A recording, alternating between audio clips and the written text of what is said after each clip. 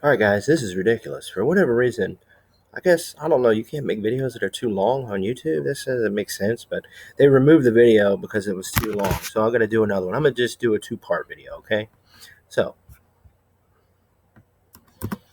let's start where we were. All right, guys, so everything I'm about to tell you in these next two little videos that I'm making are from this book. Not everything, a lot of it. It's called Western Wind. Let me turn my TV off.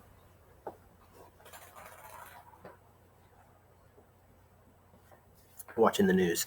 It's called Western Wind, and essentially it's a college poetry book, but it's by David Mason and John Frederick Nims. Okay, so Western Wind is a poem, and it's from the Middle Ages. It's from the 1500s. Western wind, when will thou blow? The small rain down can rain. Christ, if my love were in my arms, and I in my bed again. So this is a poem written by somebody who was in exile, can't get back home. We can kind of see that.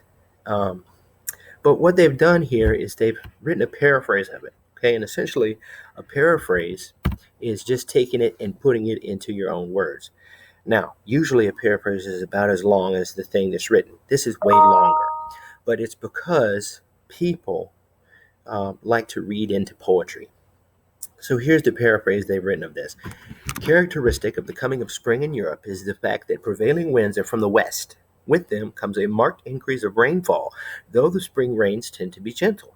I look forward with impatience to its coming because at that time circumstances will be such that I will be reunited with the person I love and be given an opportunity to express that love in a normal human way.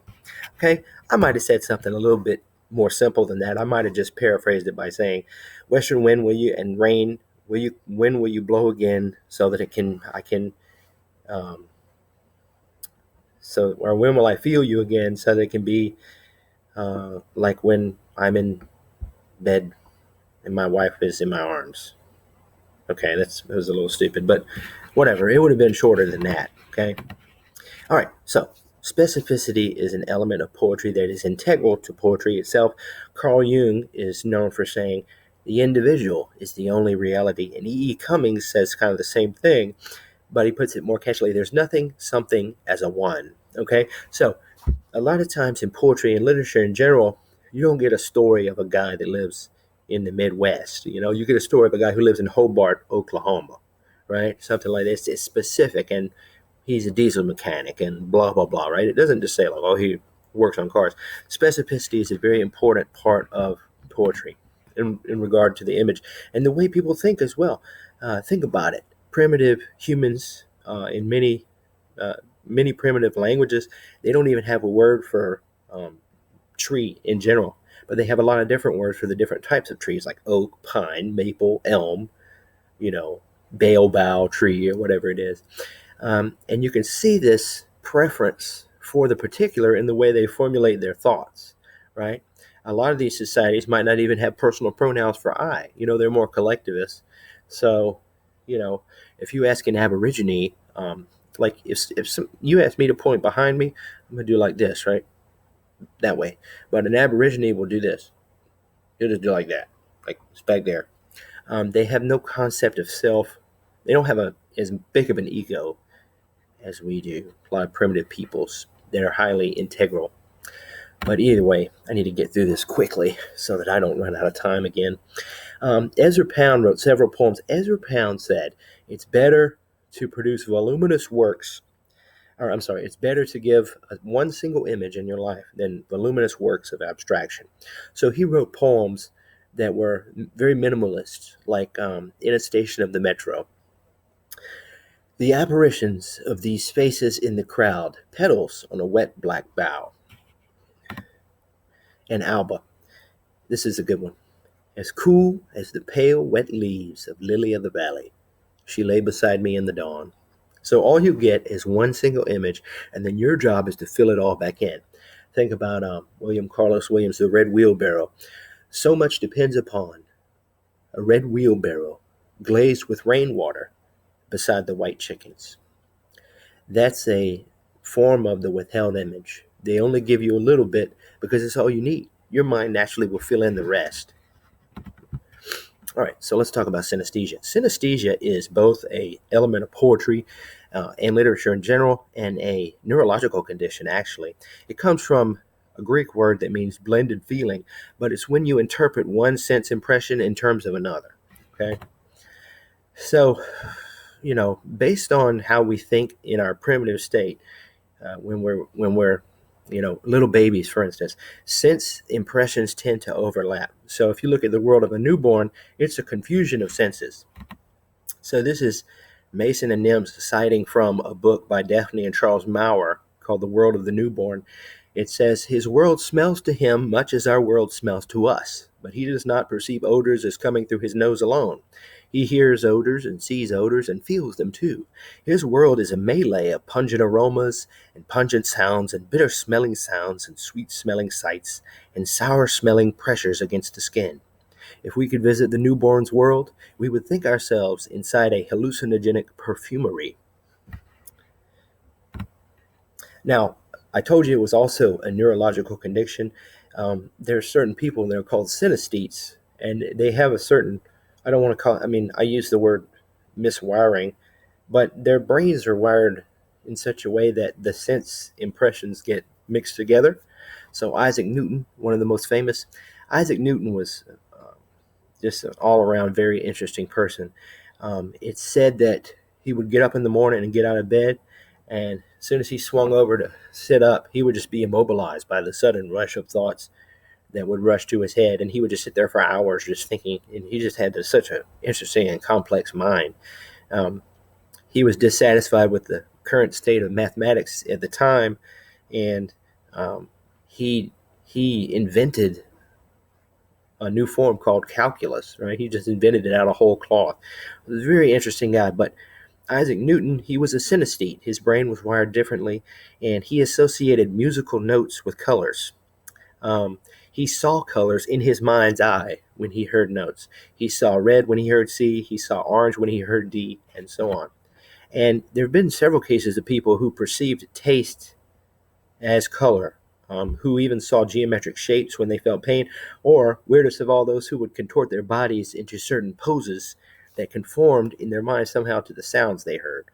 Really, people that are called savants sometimes do this, and not just savants, but like people that are really smart, really good at math, they can do these complex calculations because they see, instead of numbers, they have like visual imagery that shows up in their mind. It's very interesting. But that just goes to show you it's all mixed up. So let's look for some examples in poetry. When we were children, words were colored. Harlot and murder were dark purple.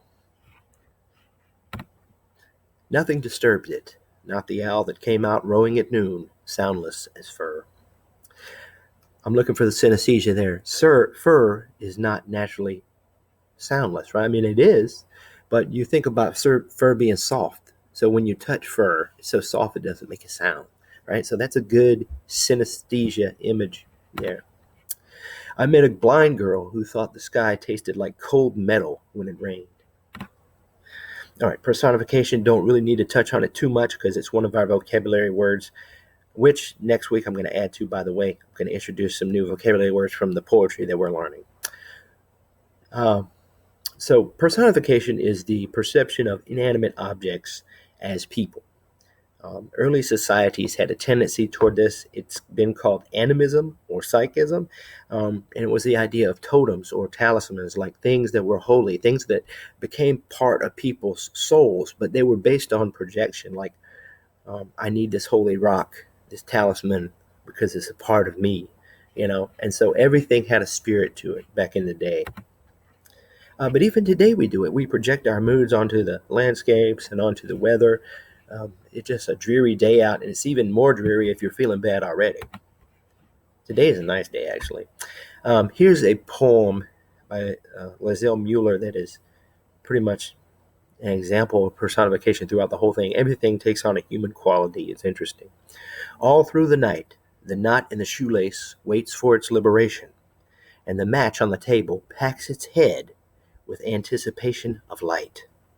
The faucet sweats out a bead of water, which gathers strength for the free fall, while the lettuce in the refrigerator succumbs to its browned killer.